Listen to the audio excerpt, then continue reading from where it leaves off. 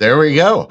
I don't know. That was my first time. That was like the debut of that intro video. I thought that was going to be kind of fun. So hopefully everybody got a chance to see that. Um, yeah, I saw somebody else do.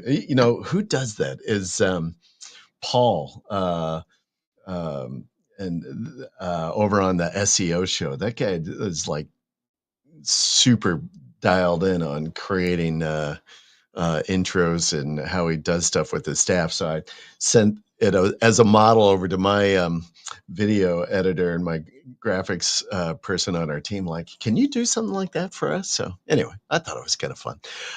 Hey, listen, today we got a great show. I'm pretty excited because we've never had this guy on the show, and he is a legend in the SEO industry. So I can't believe it's taken so long to get him up here. And we're on April's Fool's Day, which is who knows what that will entail. Probably some jokesters out there. But if you have any questions, comments, likes, whatever, throw them in the chat.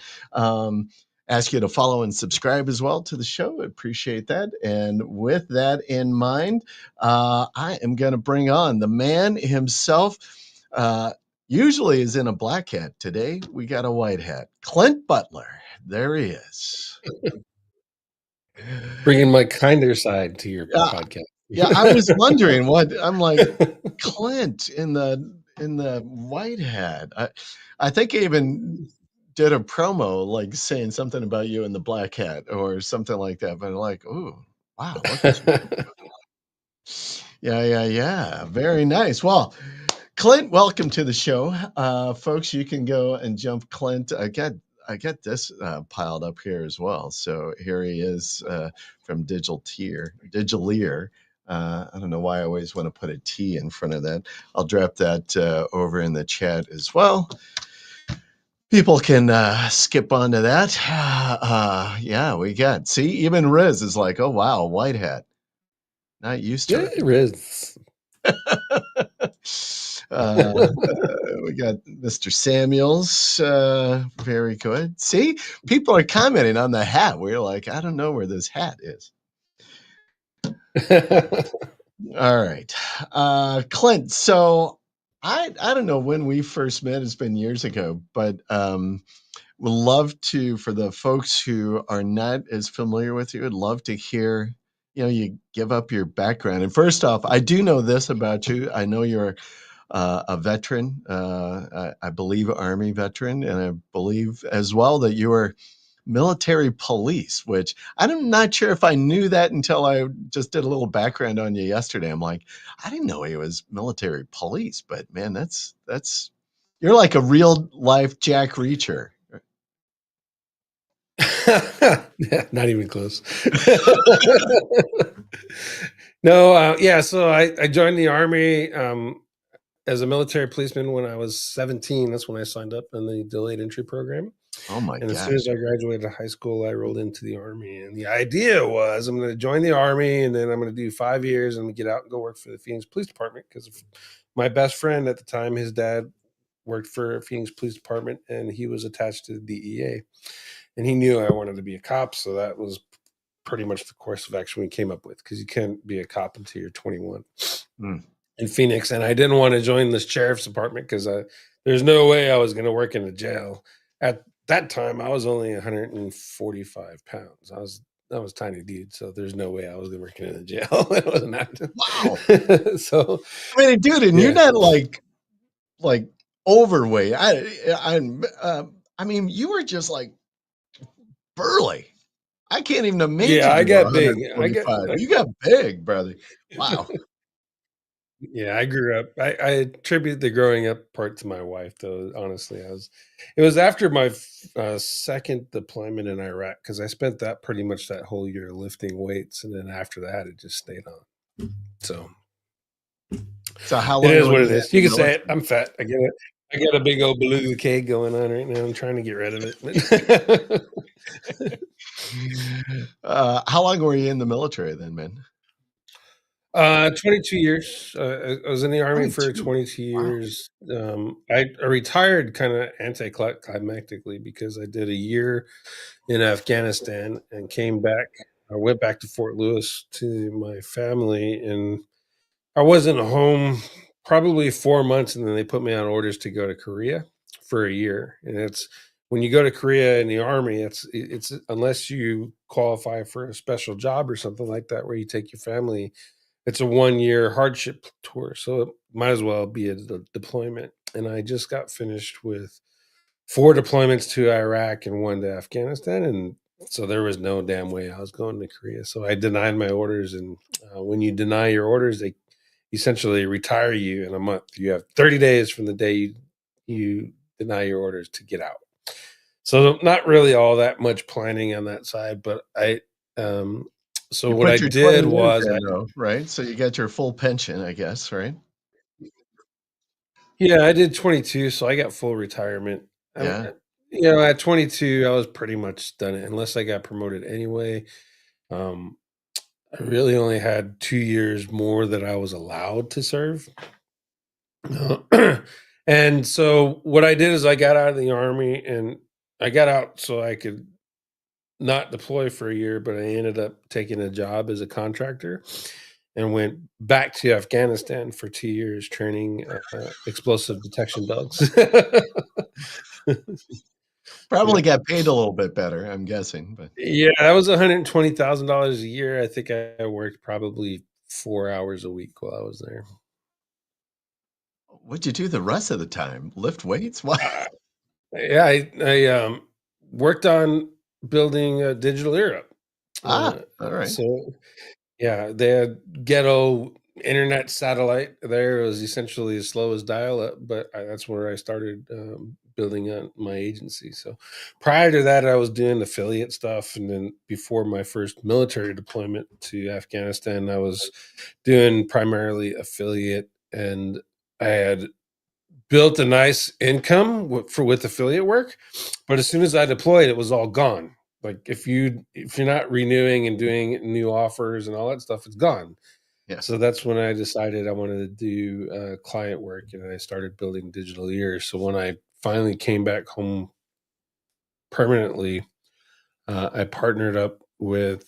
That was around the same time I partnered up with Kyle Roof at SIA Mm, and Dory, and then Guy Charette at Over the Top SEO, and we ranked that website for 1,500 top 3 placements in city SEO: Phoenix SEO, Dallas SEO, Houston SEO. That website was ranking all over the world, wow. um, and that was really what kicked it off in the public life, as it were. Yeah, yeah. So you started doing stuff then when you were in the military. So then how long have you been doing, SEO or, in the digital space anyway? 2000, yeah, 2009. I Wow. got into SEO because I went to the No Excuses Summit. Back then, it Okay. was a network marketing thing, Yeah. and I saw Jerry West speak, and he was my first exposure to SEO. Okay. Because back then you're buying leads, right? That was essentially the network marketing model. You can Right. either a promote products or you can promote the business. And so I chose to promote the business side, but you had to buy leads. And um, at that time, it was like $3,000 for like 500 leads that you cold call. And I hated cold calling, and I hated throwing that money away. So Yeah. that's when I met Jerry and saw him speak. From then on, I caught the SEO bug, and I Okay. didn't learn SEO like, oh, let's go do network marketing blogs. No, I went all in on the black hat. Did adult and gambling and those kind of things, and I learned what I would term as real SEO. It's because those are the guys that are doing the real testing. Um, it's we all nowadays we're all like, oh look, I did an A B test. I'm a tester. It's like, no, you're not testing. Let me just tell you You're not something. I putting would the never label myself a tester. I don't like doing it. We do some, but yeah, I looked at guys like you and SAI, and just like, okay, what's working, what's not working, and I love to hear your yeah. guys' input on stuff because yeah, I'm not a tester, so yeah, I fully own it. Yeah, Yeah, there's very few and far between people that are actually testing. Like if you're just doing A/B testing and playing title tags, you're not a tester. You're just doing what you're no, supposed to be no. doing as an SEO. Yeah, exactly. The That's what testers I'm. are actually the ones. Yeah, people that came. All of us that are on. I say all of us because we're on guys little podcasts and stuff and coming Yeah, out with ideas. Those ideas and those new methods and those new training things came from testers, the actual people that are pushing buttons and going, let's see what happens. And yeah, um sadly, as an industry, we all talk crap about them, but if it wasn't for them, none of us would really have a job, so let's be yeah, fair. yeah. Yeah, yeah. Agreed, agreed. So you've been at it for a while.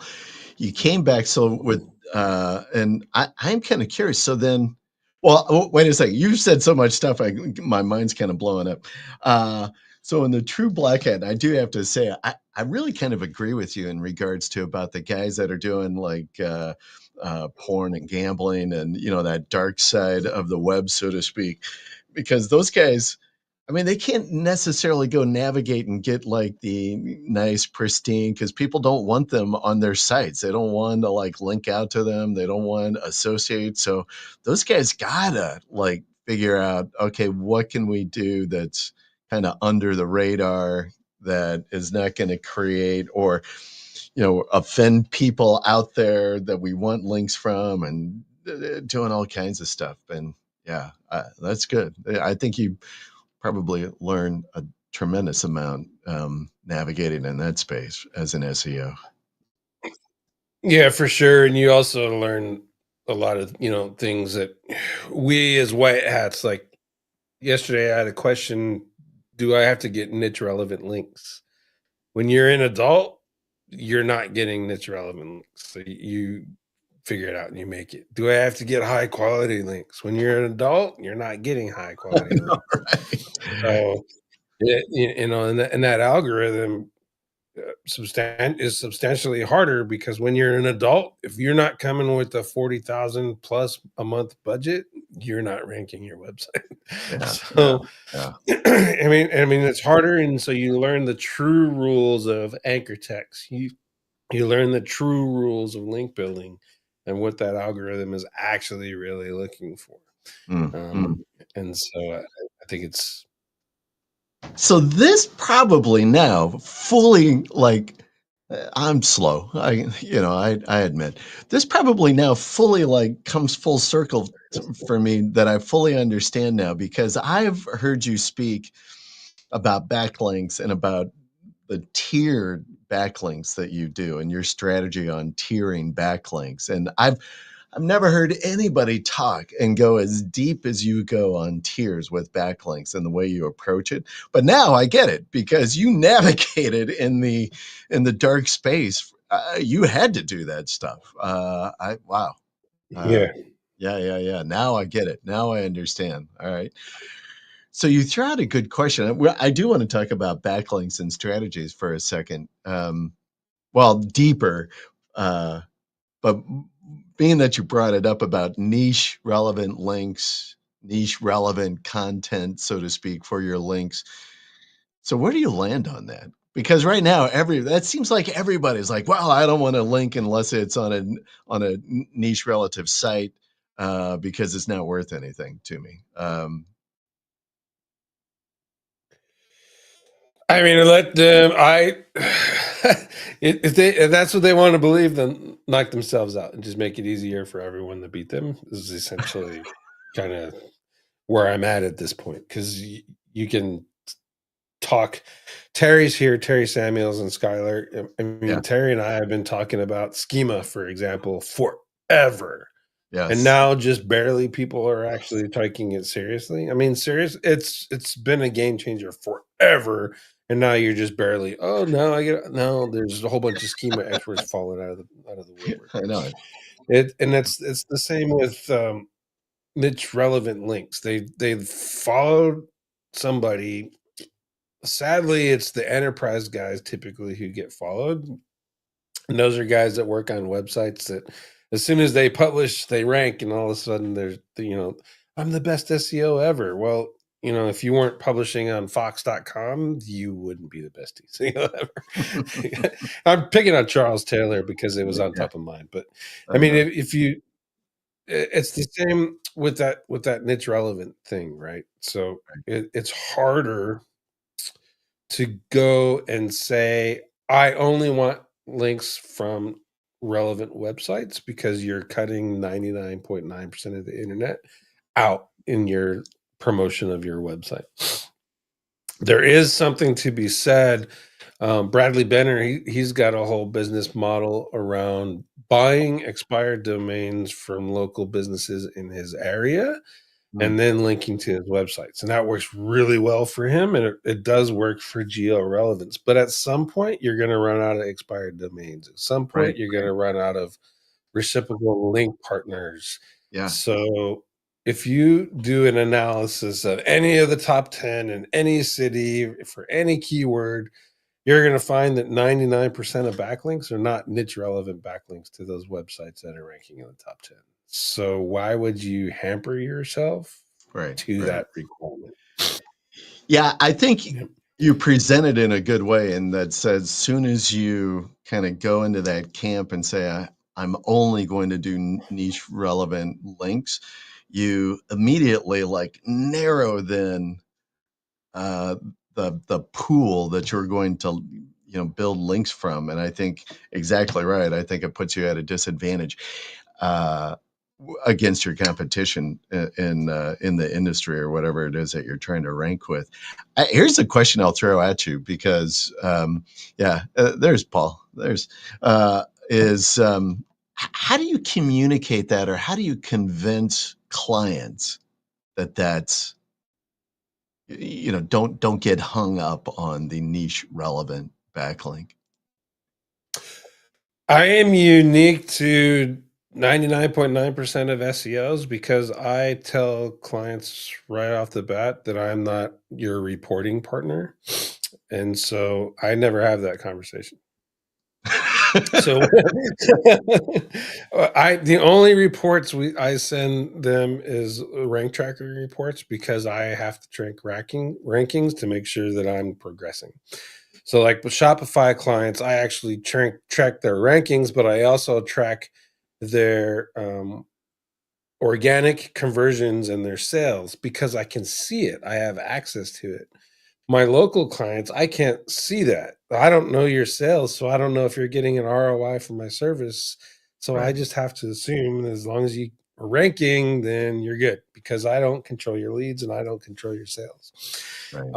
So part of that is I don't do monthly reporting. There's only one client that I do biweekly calls because they're fun, and as part of their retainer, they ask for consulting because they have an agency. So I'm working on their primary website. They're a law firm, and Mm, that these lawyers own a marketing agency and they provide work to other people. So I do mm, consulting and rank their website.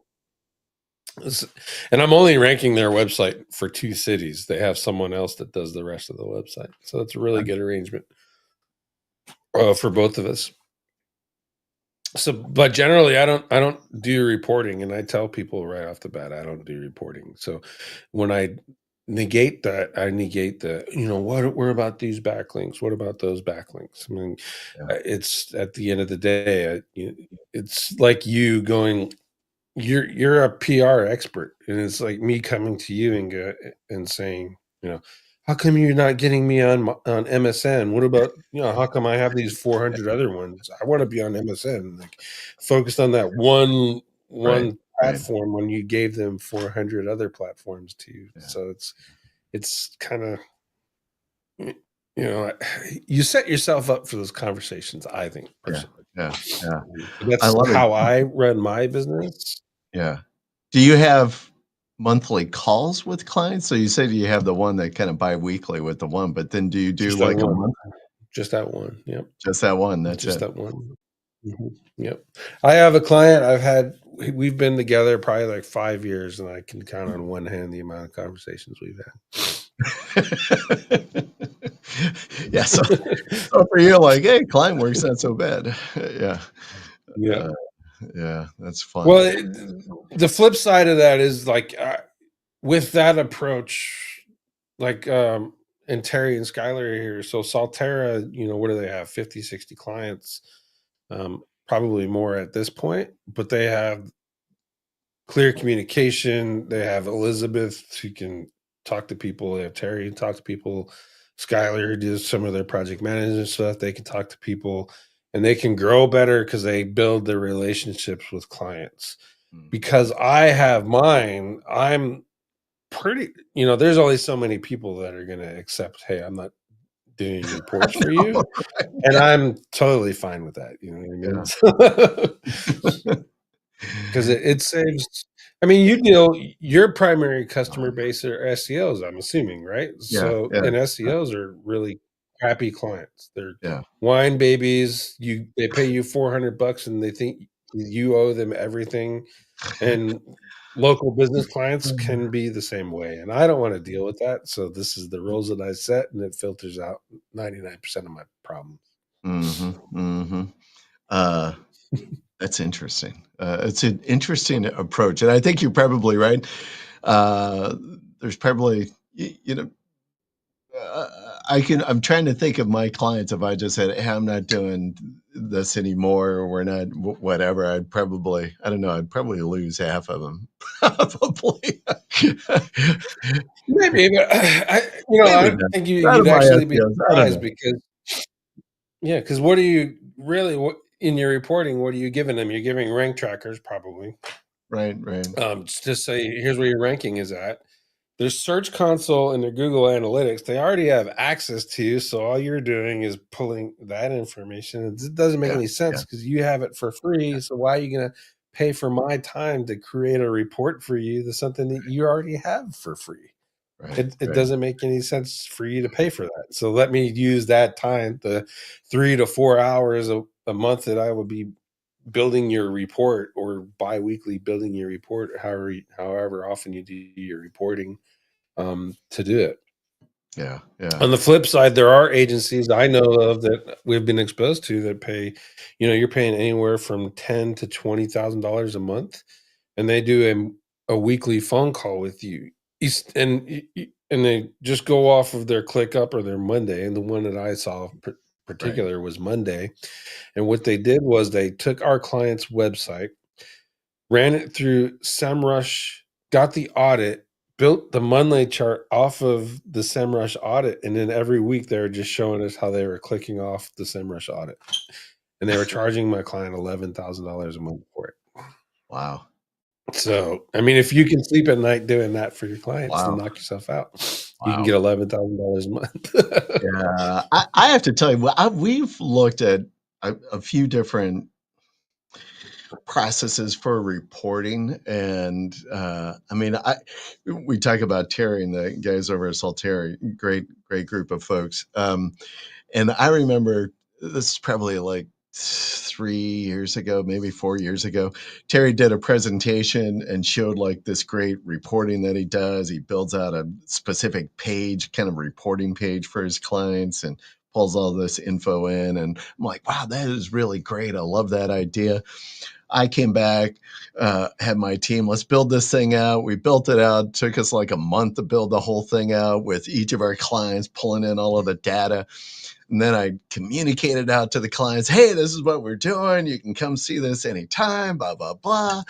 Uh, of our clients, I think only 20% ever went onto that page. And I'm thinking, good night. We just spent so much Yep. time and man hour on, building this thing out. And I'm like, okay, this is dumb. We kind of operated it for maybe 3 or 4 months, and I'm like, all right, we're not doing this anymore. And then I just went back to like a Yep. stock, like SEMrush kind of monthly report, and that's all I do now.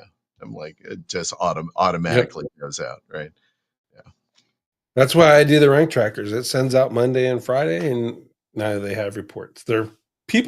All of us are just conditioned that I need to receive something. And yeah, that's how I justify paying you. And yes, that's okay. The rank tracker, really, that's enough.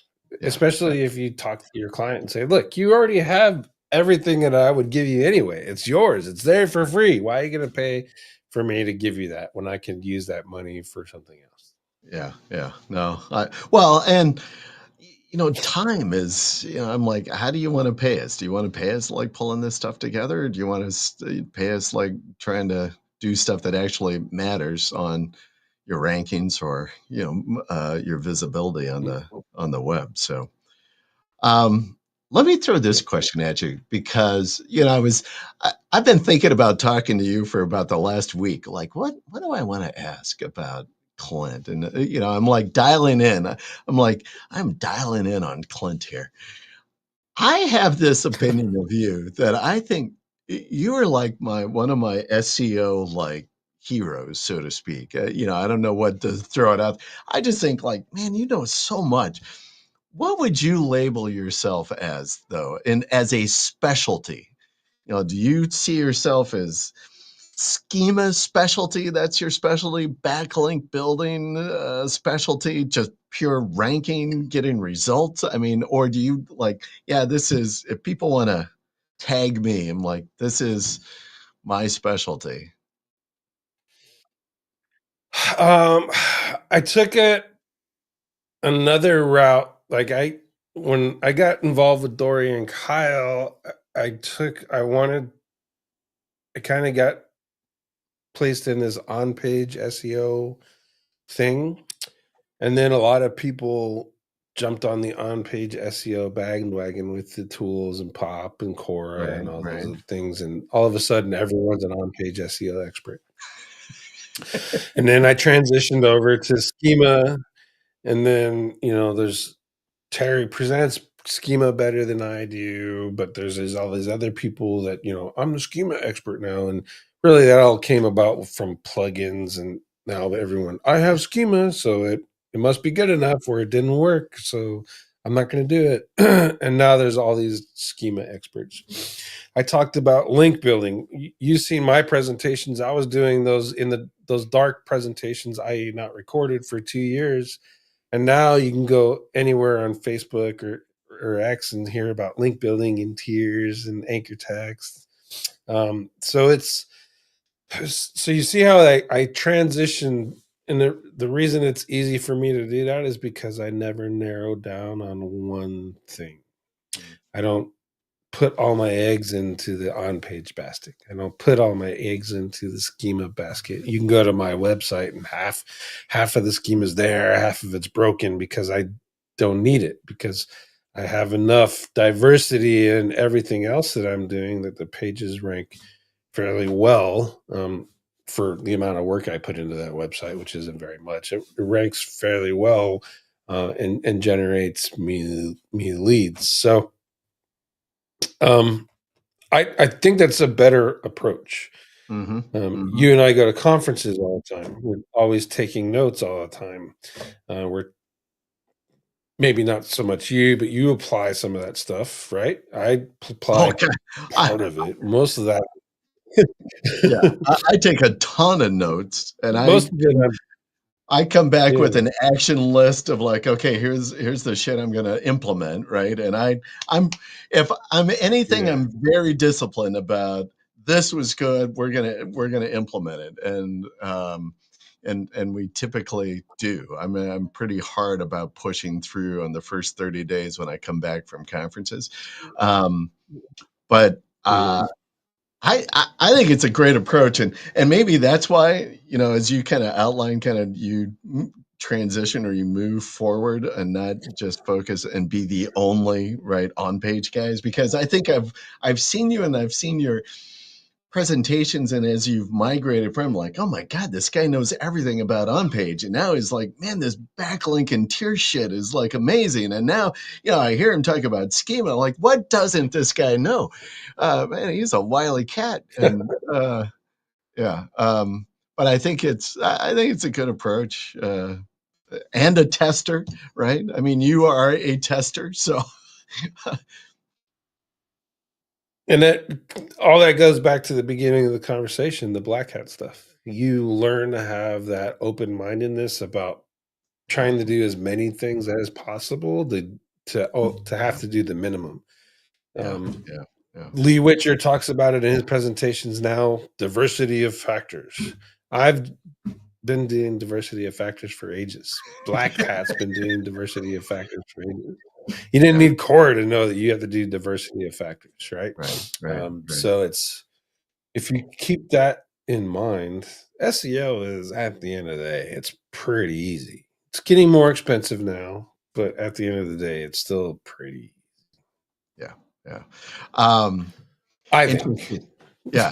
Well, let me throw a commercial in here. Hey, folks, if you've got questions for Clint, or myself even, but Clint's the man.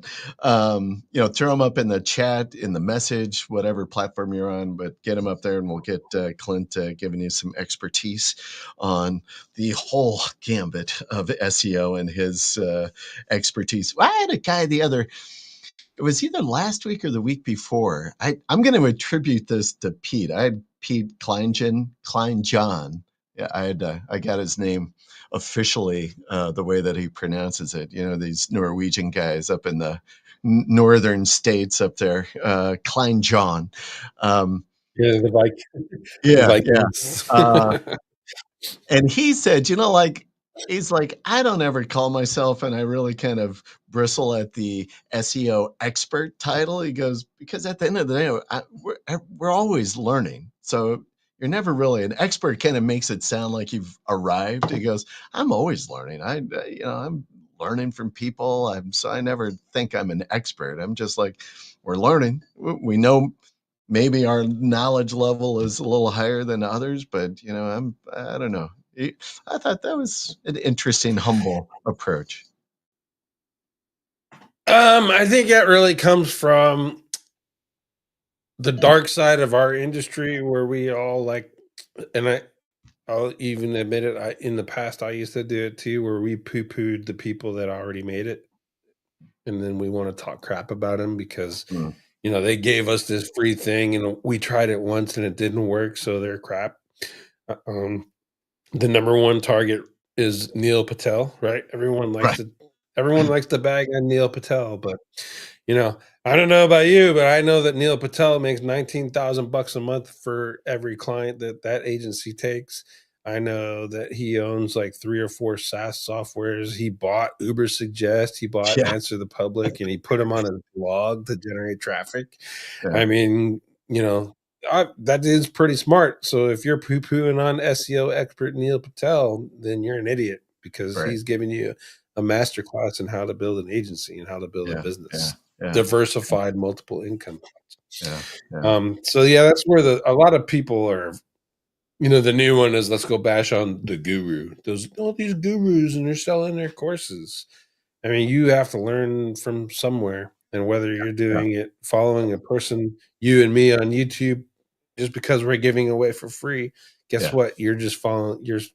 Yeah. We're just dumb enough to give you our information for free. Yeah. That's essentially the only difference between us and course creators. So, Yeah, yeah. Well, I think what Pete was saying is like he doesn't call himself an expert. He certainly reveres people like you, like, yeah, well, that guy knows a lot and I can learn from that guy.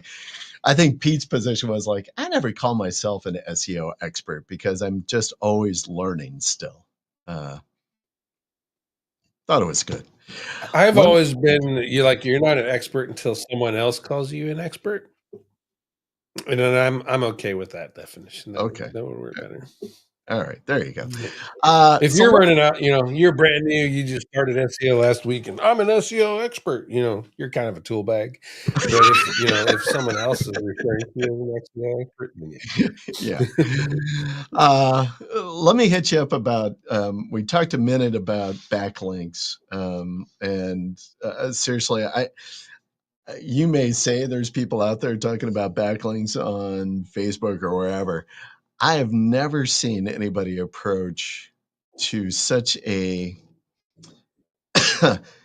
depth and detailed strategy on backlinking as I have in presentations that I've seen you do on backlinking, and a backlink strategy. And I don't know if you, I would love for you to like just kind of, take it wherever you want to go and talk about kind of your strategy on backlinks. But, and I'm guessing that your approach to it all comes, as now I realize, all comes through your experience kind of on the dark side, and, uh, but now anyway, and let me couch this as a question and you can take it from there. What do you think now is the most important aspect? I don't know, I'll put it that way, in regards to backlink and backlink building strategy.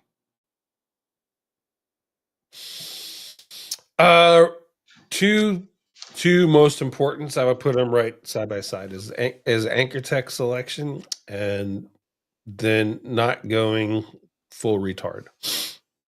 If you look at your competition, their tier one links are going to tell you how many backlinks essentially you need, right? To be on par. If you go, I say full retard, like if you fire up a GSA or a Neo or an Xroomer and send 100,000 backlinks to your website, you're going to be an outlier, and Google's going to go, yeah, right, and knock you out. But if you look at analyze the numbers, you're never going to get 100%. Like, even if you do a full link audit, a true link audit, go to Moz and Majestic and Ahrefs and link research tools and SEMrush and Search Console and get a full link audit, you're never going to get the true number of backlinks that your competition has. But you can get relatively close, and as long as you don't go extend beyond that, you're going to be okay. Mm-hmm. And then second is the anchor text of your tier ones. If there is no magic percentage, 1% of exact match, don't do any more. None of that is true. This doesn't work. But if you can limit risk or reduce your exposure at tier one by staying primarily brand or brand keyword, and then Right. you're going to be all right. Right. And then if you're lucky enough to get some really good backlinks, like really good, what I'm talking about, like an MSN or AP Right. Right. in your Yeah. case, MSN, AP, if you can single out just those sites in your syndications or whatever, or just that example, those are the ones you use exact match on, because that's you're going to get all the Right. diversity of your anchor text, because most of it's brand, and then Right. your high power ones are going to be exact match, and that combination will put the work together for you. Um, and it doesn't matter if you're getting them from MSN or you're getting them from Terry Samuel Salterra or my website, or whatever. The relevance of that backlink is the anchor text, Mm-hmm. and so you can go make a whole bunch of 1,000 lorem ipsum pages, put it on Google Cloud, and have your English anchor text right inside of there. And now that's a relevant backlink because your relevance is in the anchor Right. Right. Right. text. So you mentioned though about exact match. So aside from singling out, like if you got a really good, like we do, featured article drops, and so if you wanted to be on, Forbes or someplace, right? And so we're like, boom. And I agree with you. I think, I always do brand, and on a big juicy site like that, then we'll do an exact match. If you're doing just a broader, we'll say syndication, but or not, guest posts that aren't quite as juicy as that, right? So maybe in the 30 or 20 or lower DA range. when would you start doing exact match? Would you do it like at tier 2, tier 3? I know in your presentation, I know you've kind of dug into it and like, well, this is where it's safe to do exact match, but where do you go? Where do you land? When I'm building my referring domains right off the bat, I use SEO Neo and I put exact match pretty much in all of them, or title, and the exact match keyword is in there. But those are really just social bookmarks, Right, maybe some right. web teas, depending on the campaign that I'm doing. Yeah, But those are the ones. Otherwise, if I'm doing essentially um, a money link building tier setup. Tier 1 is brand. Tier 2 is tier 1 is brand. Tier 2 is related searches. It's a little bit harder to pick those out now, but use the related searches in Google search. And then tier 3 is exact match. okay. That's and then LSI and entities, you can use those in the bottom tiers and Yeah, be okay. yeah. But Google's following those anchor texts all the way down to tier 5. I found that on accident. I tell everyone to this day that I found that out on accident because I had GSA turned on and I wasn't paying attention. And tier 1, 2, 3, and 4 perfectly fine. Turned on tier 5 and then tanked my website because I was building anchor text at tier 5 about how to build an engine to an SEO webpage. And Google said, "Well, everyone else is saying you're about how to build the engine." So we confused what my website was about, and it demoted my page.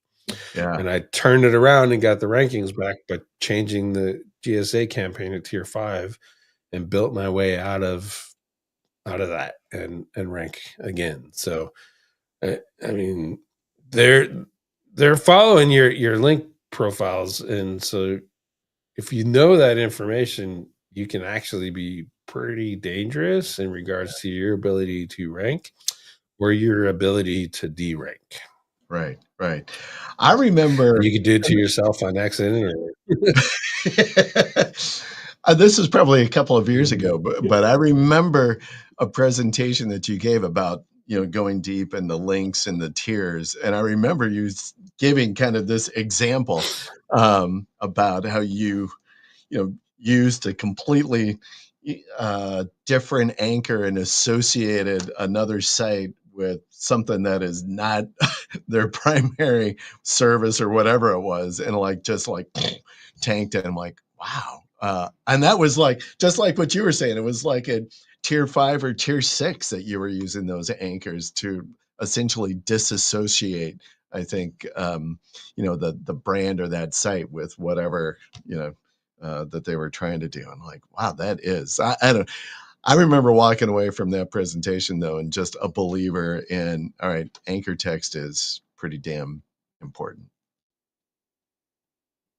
Yep. I mean, if you can combine the philosophies, right? So relevant niche backlinks and anchor text, and the best way I would say would be to do that is to follow Greg Morrison's idea of reverse sink or swim, which is essentially if your keyword is in the title and your keyword is in the URL and your keyword is in H1s, that's a good backlink to buy. That's a good philosophy if you're spending money for backlinks. Mhm. Um, or doing guest posts or doing niche edits. That's a really good philosophy to go by to do your selections and then anchor text. Where am I going to put it? If you're doing a guest post, do brand, you're going to be a little bit safer than if you do anchor text. And then if you're going to do niche edits, do not change the content on the page. Don't say use my keyword and add that to the no. Use find the word in the inside of that Yeah, page yeah, and then add your link to that, and then yeah, you're gonna be all right, I think. yeah, yeah, yeah. Um, do you use niche edits much? I actually have what's his name? Garrett Alcott. Yeah. He's got that system, that turbo Oh subdomains yeah, yeah, system. yeah, Yeah. yeah. So I've been building. I just I bought that, and then he set mine up, and I just been letting it run. I think Terry Samuels is doing the same thing. He's farther along than I am, but you just buy it and let it run. And then you go back later and do niche edits. I did niche edits with SEO Nitro's thing for a while. And then I used to buy in my Black Hat days, we did niche edits too, but we actually, you know, the guys overseas that are not subject to US law were able to use PHP hacks and do niche edits. Yeah, And they yeah, yeah. weren't I like, know those guys. Yeah. yeah, Yeah, yeah. yeah, Uh, yeah. I have not we have not and so yeah, they still work, but yeah. We if you're don't gonna be do a dumping lot money, of you don't want them. Yeah. yeah, I know. We don't do a lot of niche edits. I really, Mhm. um, uh, yeah, for several different reasons. I'm curious, and I'll Well, have they to were hit you really up. popular when they first came out, Yeah, and then what it turned out is most of the providers were actually hacking people's websites, I know. which I don't think is okay. Yeah, yeah. So, you know, And I if you have an article and you allow me to do a niche edit, I'm gonna say yes, but I am not unless I know that provider, Costas from Cube.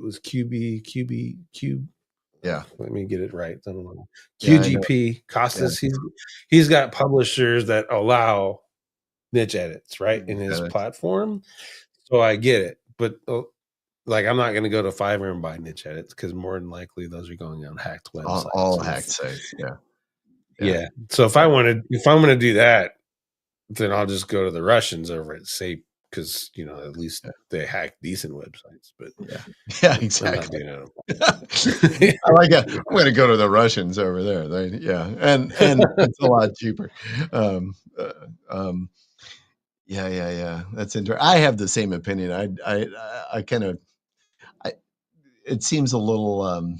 Well, it just goes against my grain about buying links on somebody's hacked site. I think it's not a good. I wouldn't want somebody doing that to me. So, all right. Exactly. Yeah. So Terry's got a good question. Do typical local businesses like a plumber need a lot of backlinks? How big is the city you're in? How much competition is there? Like in Yuma, probably not. I can on page it and beat everyone because there's just not there. But I'm not going to Phoenix and doing that. I'm gonna have to spend money on backlink. So Yeah. Yeah. Yeah. yeah. Yeah. That's always So one of those yeah, good it responses, right? depends. Yeah. Yeah. It depends. It's it depends. Where are you? What's the competition? What's your competition doing? Right. Mhm. As well. Yeah, I know. Those are hard. Surprisingly enough, though, it's not really super hard to rank. Plumbers are pretty easy. Roofers are pretty easy Yeah. across the board. Like when I was working with Franchise Rocket and Mighty Dog Roofing, and that whole network, we had 250 franchisees, and you can rank pretty much everybody with just on page and internal linking and be okay. Mhm. But those bigger cities, yeah, you got to come with the bankroll, and a $1,500 a month SEO campaign is not going to cut it in Phoenix for a plumber. There's just too many people spending good money to rank. Yeah. Yeah. Um, Yeah. but I can get away with that easy here in Yuma. So, Mhm. sadly, customers don't get that because they're just lambasted by a whole bunch of shysters. Is essentially, Yeah. pay pay me $250 a month and I'll rank you for your Yeah. top 10 keyword, or Oh, I'll rank okay. you for 10 keywords. They don't say top 10, they say 10 keywords. And 10 keywords. Yeah. you can, yeah, it's easy to train a monkey to do that. Uh, Yeah. Yeah. Yeah. Keywords that actually matter and lead to targeted traffic that lead to leads that lead to sales. Mhm. It's, Question, and you just threw out a term, and I wanted to hit you up on this, kind of in this realm of the backlink conversation. Uh, was at a presentation about a month ago with Terry, and he laid down what he believed as the most important critical piece for ranking right now. Do you have any idea what it is? You probably know because you talk with Terry all the time. I haven't. Yeah, he's been busy, so I haven't spoken to him for a while. But What what did he say? What was it? what do you think he would say? I don't know, because I think every time Terry answers this, he gives a different answer. So He says internal linking. He thinks is the number one ranking factor right yeah, now. yeah, yeah, yeah. What are Terry's your thoughts? doing yeah, he's transitioning and I he's a love it. funny He is guy. transitioning. He's He's a moving. funny guy. Yeah. I would say that internal linking is one of the easiest ways to get the fastest results for the less cheapest amount of money. And if you're not doing that, you're just setting yourself up to make it harder for you. Mm, And it baffles my mind that in 2025, people are talking about internal links like it's this new thing. Like, what the hell have you been doing for the last 20 years? Right. So it just straight up amazes me. So Terry's I don't say it's the number one thing, but if you don't vote for yourself, i.e. internal links, and no one votes for you, backlinks, then why the hell should Google index you?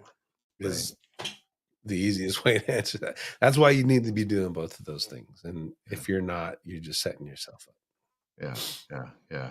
And I know with Terry as well, uh, and I'm always impressed by this. He's a big believer and he implements the siloing within, the site itself and keeping all, the various services and or products kind of very linear.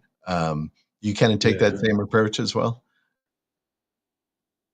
You should definitely buy his course to see that, because it's really, really cool. It's way Okay. more work than I'm willing to do, but it's Yeah. really, really cool.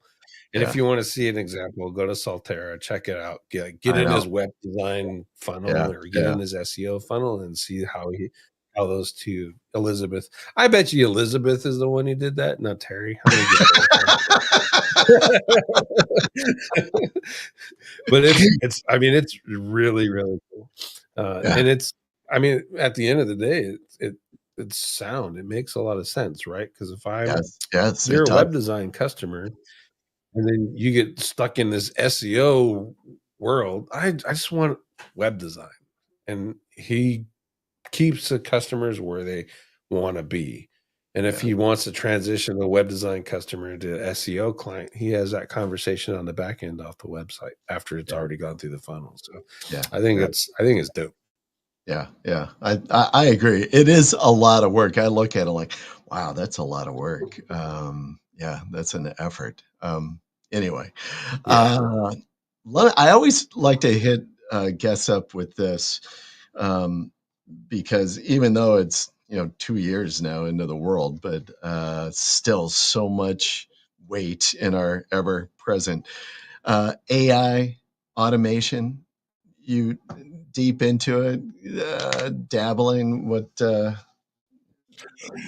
How are you evolving? I guess using AI and automation in your operations. I use it mainly for content generation, and then that along those lines is images, and then I'm getting a little bit into video, but video is still kind of growing a bit, right? So they got audio down, they got content down, they got images down, and video is essentially that last piece. Yeah, But that's mainly what I use it for. I like it for I have it now where I can take a Quora report and put it into ChatGPT, and it'll give me all the content that I need for that page. mhm, It'll use that whole Quora report and analyze what I need and build it out for me. I have it doing that now.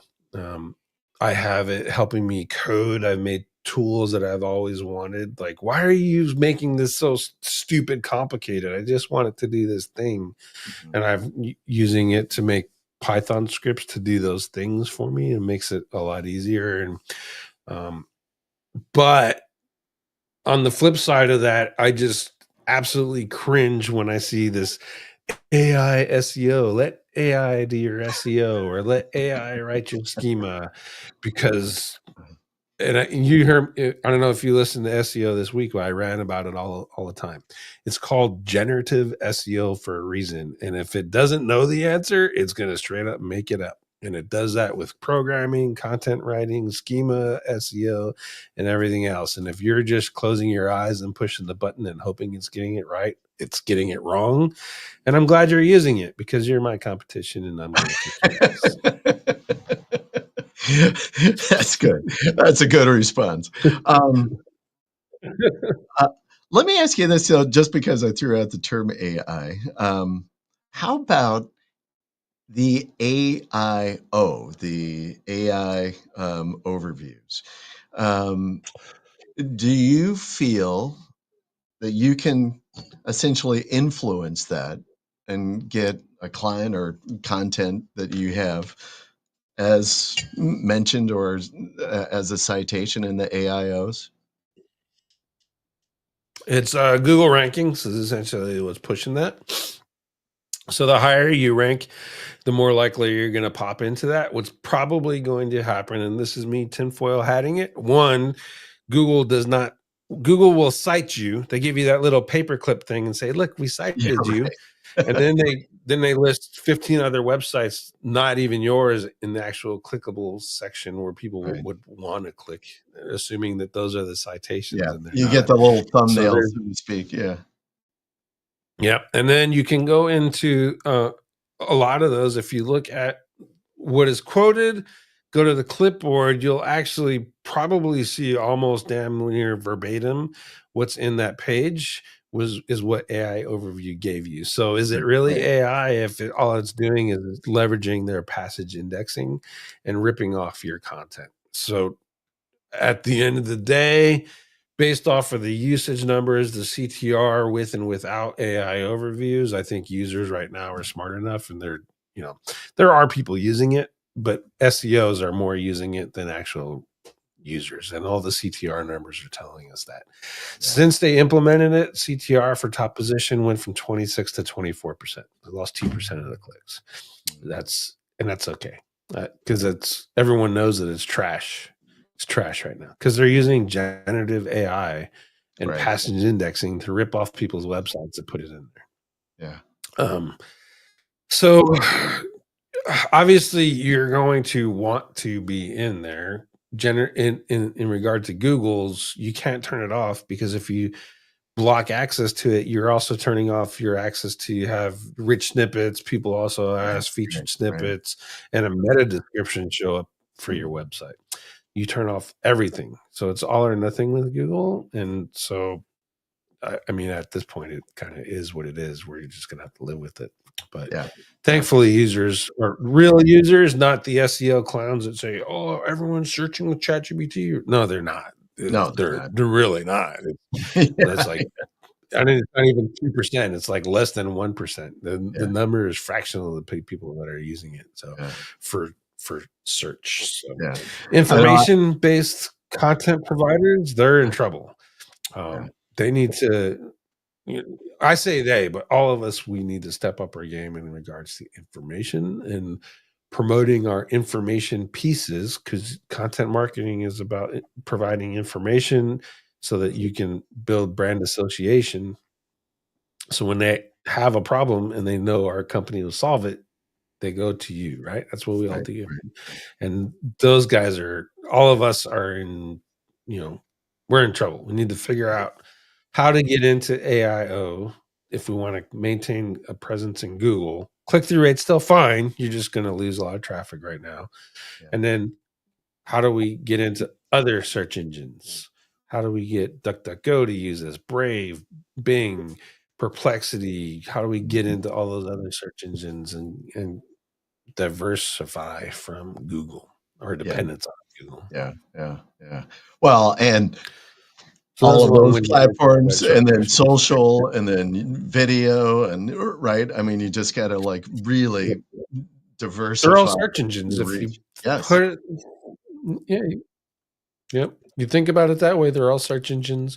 They're all run by algorithms that are made by Yeah, math, and if you can figure out the math, you can leverage them. So, yeah, why yeah, not leverage 10 of them versus 1 of them? yeah. Absolutely.